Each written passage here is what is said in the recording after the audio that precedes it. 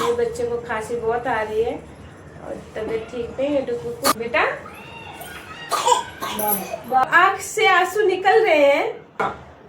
इतना तुझे मैंने उल्टा सीधा बोला। हमारे पास तो बहुत वक्त है, हम बुढ़ापे में भक्ति कर लेंगे। सतगुरु की साजी नवाजी प्यारी प्यारी साथ संगत जी, बड़े प्रेम से बोलिए धन्यकार जी।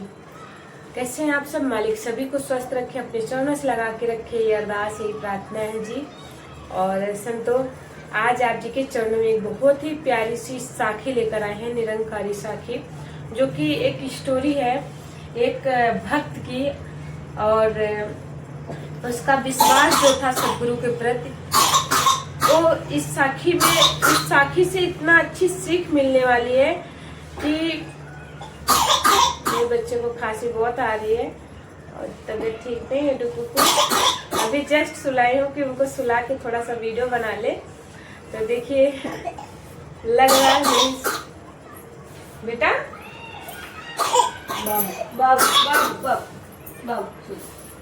प्यार से बोलिए धन्यकार जी। बख्श लेना जी। बच्चे की थोड़ी स्वास्थ्य ठीक नहीं था, अभी दवा पिलाए, फिर सुला के फिर आप जी के सामने आ गए हैं। तो और साथ संगत जी, आप जी के चरणों में आज रखेंगे दासी एक प्यारी सी निरंकारी साखी।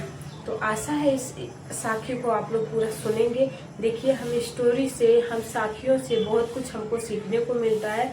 अगर हम पूरे स्टोरी नहीं सुनेंगे तो हमको कुछ सीखने को नहीं मिलने वाला है। ठीक है, तो उम्मीद है कि आप लोग इस साखी को पूरा सुनेंगे और कुछ ना कुछ सीख के जाएंगे। तो और साथ संगत जी, एक गरीब परिवार था, बहुत ही ज्यादा गरीब परिवार था।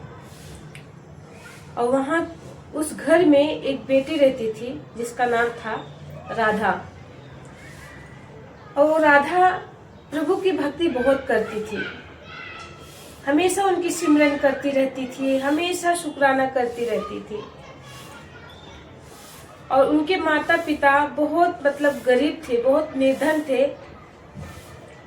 और वो बहुत ही, उनके पिताजी का जो था, उनकी तबीयत बहुत ज्यादा खराब रहती थी।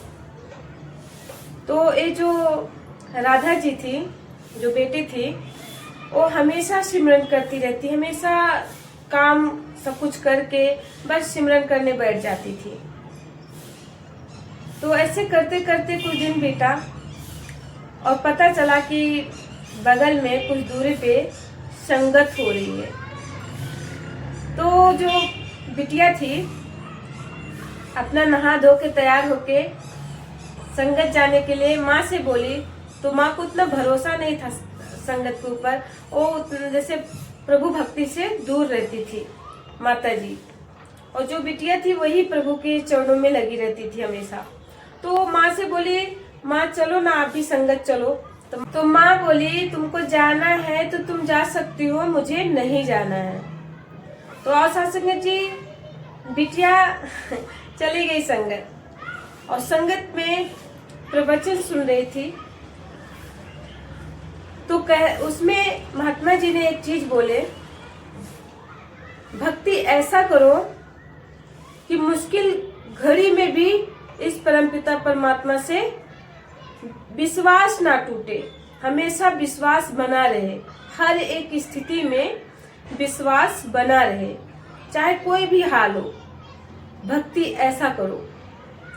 तो बिटिया रानी को बस वही चीज समझ में आया, राधा जी को, कि किसी भी हाल में हमको भरोसा, विश्वास डगमगाना नहीं है, इनके ऊपर अटल निस्वार्थ भाव से भरोसा करना, विश्वास करना और इनकी भक्ति करनी। उस बिटिया को यही समझ में आया। तो आज सासने जी, वो बिटिया घर पे आई।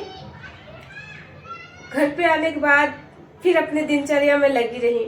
ऐसे चलते चलते कुछ दिन बीता और कुछ दिनों बाद इनके पिताजी की हालत बहुत बिगड़ने लगी, बहुत हालत खराब होने लगी।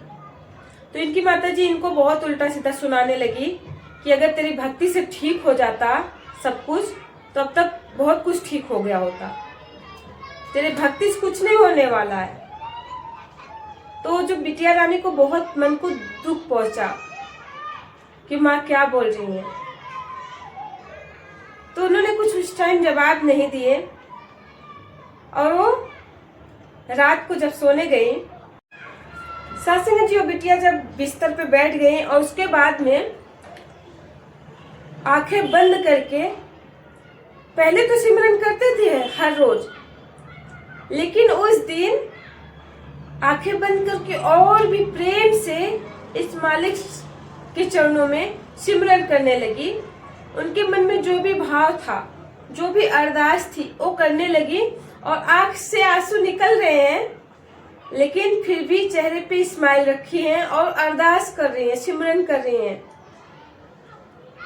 कि मालिक कृपा कर, मुझे हिम्मत दे, बल बख्श कि मेरे अंदर इतनी ताकत आ जाए कि हर हाल में तेरी भक्ति करते हुए बीते। कोई कुछ भी कहे, कोई भी स्थिति रहे, मैं तेरी भक्ति करती रहूं। उन्होंने अरदास करती रही। ऐसे करते करते 2-3 दिन बीता तो उनकी कुछ पड़ोसी थी और भी लोग निर्धन थे क्योंकि उनके माता पिता, और बिटिया भी उतना उस लायक नहीं थी कि कुछ कर पाए अपने माँ बाप के लिए। तो उसके बाद में कुछ पड़ोसी कहते हैं ना, घट में बैठ जाते हैं परम पिता परमात्मा, ये निरंकार घट में बैठ के आते हैं मदद करने के लिए अपने भक्तों की, किसी भी रूप में आ जाते हैं।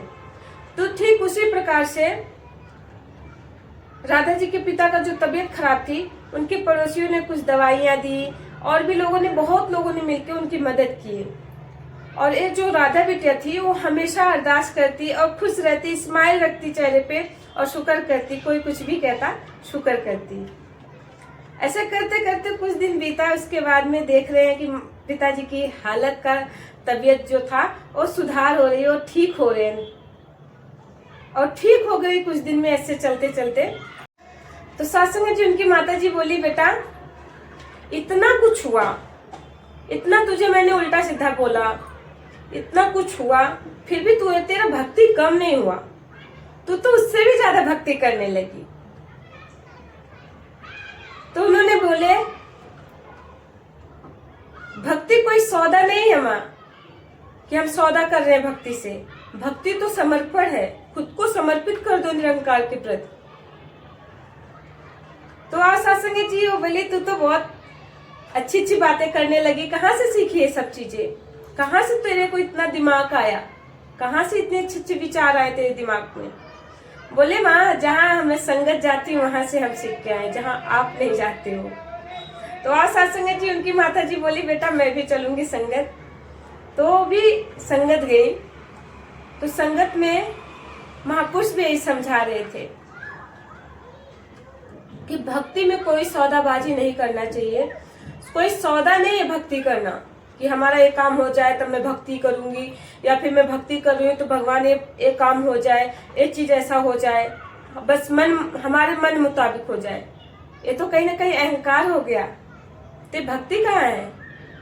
तो आओ सत्संग जी, इस कहानी से ही सीख मिला, अगर भक्ति करनी है तो निस्वार्थ करें, हर हाल में शुक्र करें, चाहे वो दुख हो चाहे वो सुख।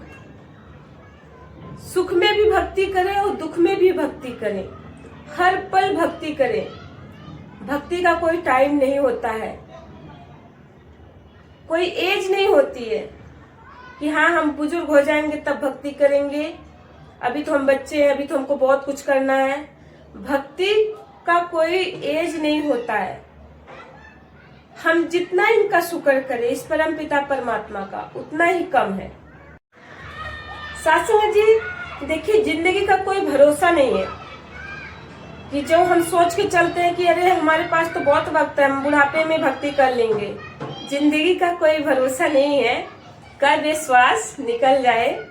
तो जितने भी पल मिले हैं उतने में शुक्र करें और खुश रहें और इनकी भक्ति करें, अच्छे कर्म करें।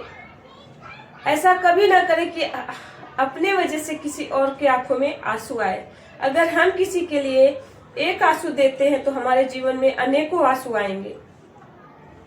तो हर किसी के लिए प्रेम करें, हर किसी से प्रेम करें, किसी को दुख ना दे। कोई कितना भी आपको हर्ट भी करना चाहता है ना तो उससे और भी प्यार करें, क्योंकि वो उनका कर्म है और ये हमारा कर्म है, ये हमारा धर्म है। वो उनका कर्म है और ये हमारा धर्म है कि हम के साथ अच्छा व्यवहार करें। तो आओ सत्संग जी, दासी के भी जीवन में कुछ ऐसा ही है। कृपा करो कि दासी के जीवन में भी बस जैसे बोल रहे हैं ना कि अगला इंसान अगर कोई नफरत करे तो वो तो उनका कर्म है, और हम प्यार करें ये हमारा धर्म है। तो कृपा करो कि दासी अपना धर्म निभा पाए और सबसे प्यार कर पाए। यही अरदास, यही प्रार्थना करते हैं आप जी के चरणों में। उम्मीद है कि आप सभी को प्यारा सा साखी अच्छा लगा होगा, और अच्छा लगा हो या फिर कुछ सीखने को इस साखी से मिला हो तो आप लोग कमेंट करके जरूर बताइएगा। पूरी कोशिश रहती है महापुरुषों की आप जी के चरणों में अगर दासी आए तो आप सभी को दिल को छू जाए, या फिर आप लोग इतना प्यार करो दासी से कि हमेशा कुछ ना कुछ अच्छी चीजें आप जी के चरणों में लाती रहे।